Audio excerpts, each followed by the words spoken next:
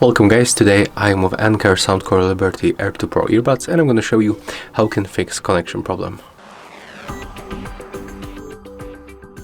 So as you can see, that's how it looks in my way. Every time I try to pair them with my Android smartphone, I have this kind of the notification that I got incorrect PIN or passkey. So how to fix it?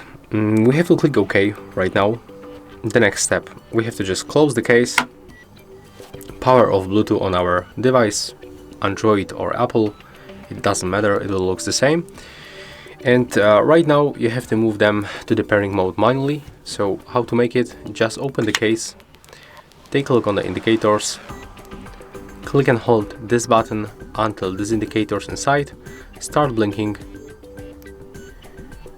on white. You have to keep holding, the right one is blinking, so right now we can release. Put them back, but don't close this case. Enable Bluetooth on your device.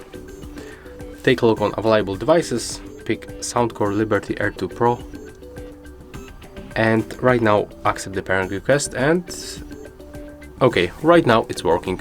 So yeah, that's how we can fix this connection problem. It's working in my case and I hope it will also work in yours.